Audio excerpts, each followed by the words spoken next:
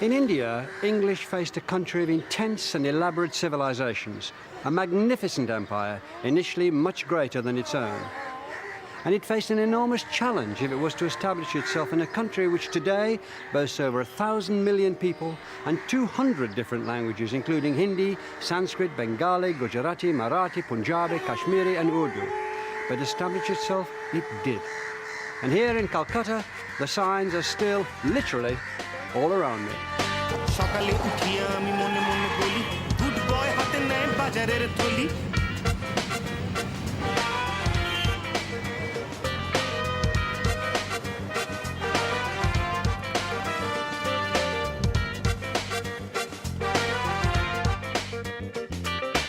We gave English words to India, and some words from our experience in India have fed back into English, most of them from Hindi. Familiar words like blighty, bungalow, cheroot, loot, ghoul, thug, pundit, coolie, kashmir, dungarees, bandana, jodhpurs, pyjamas, cot, divan, shampoo, cash, toddy, deco, gymkhana, polo, bangle, jungle, cushy, khaki, doolally, dinghy, catamaran, caste, swastika, juggernaut, avatar, guru, karma, mantra, yoga and sacred cow.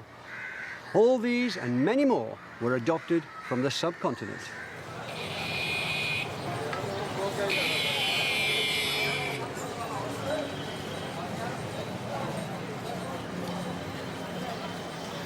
Trade contacts through the early Middle Ages brought the first words from Asia into the English language, often through Latin or Greek, which absorbed them and passed them on. Words like pepper, beryl, ginger, panther, sugar, musk, sandal, camphor and opal all seem to have their roots in languages spoken on the subcontinent, and especially in Sanskrit.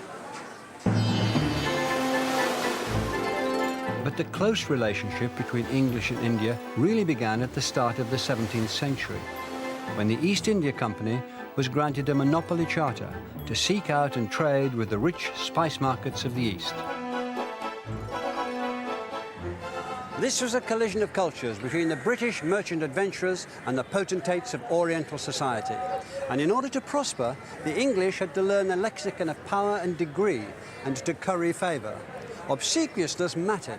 The English at that time were amateurs in class and social distinctions compared with a culture which included Maharaja, Mandarin, Nabob, Shah, Mughal, Khan, Raja, Padishah, Lama, Sayyid, Sultana and Maharani. The English had to kowtow and learn Bengali and Hindi to survive, and they did.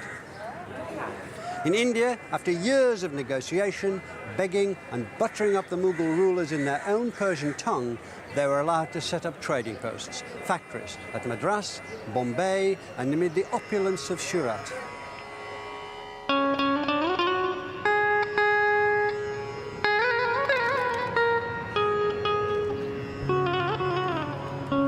At the end of the 17th century, the English established another factory here in a tiny village on the banks of the River Hooghly, which would become one of the world's greatest trading cities, Calcutta. What brought the English to India was a commodity that they could turn a profit on around the markets of the East, a commodity that India was famous for then and now, cloth.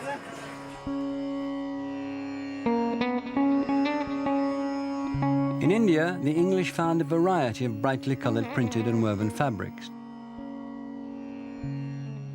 delicate muslins, chintzes, calicos and ginghams.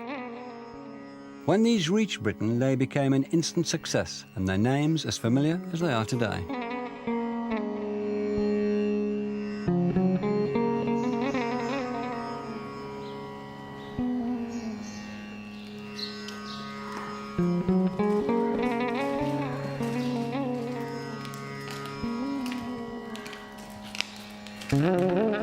India and Britain.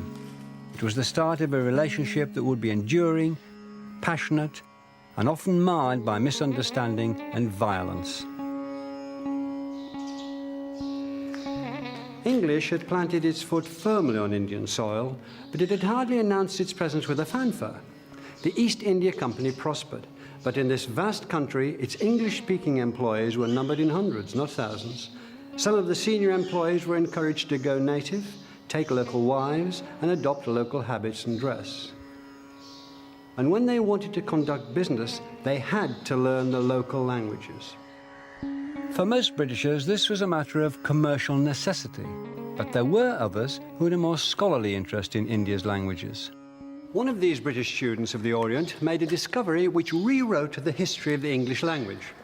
English had traced its roots back to the dialects of the Germanic invaders from Frisia in the 5th century, as we did at the start of this series, but no further.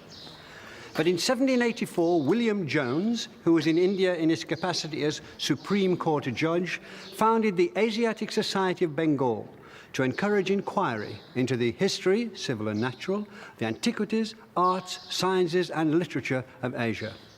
And when Jones started to look at the ancient language of Sanskrit, a language written down 2 or 3 centuries before the Iliad and the Odyssey, he discovered what was effectively the prequel of the adventure of English. He discovered that one of the deepest roots of English was here in India.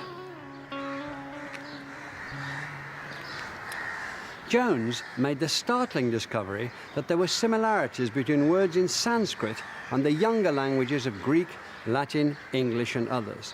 Where Sanskrit had Pita, Latin had Pater, Old Norse Father, Gothic Father and English Father. The Sanskrit brata, Latin frater, German Bruder, Slavic bratu, Irish brother, and of course English brother. Even the forms of verb looked similar. English am, Old English yom, Gothic im, Latin sum, Greek emi, Sanskrit asmi. English is, Gothic ist, Latin est, Greek esti, and Sanskrit asti. Jones decided that this was evidence that they were all descended from one Indo-European language, and his work was the foundation of modern philology, the study of languages.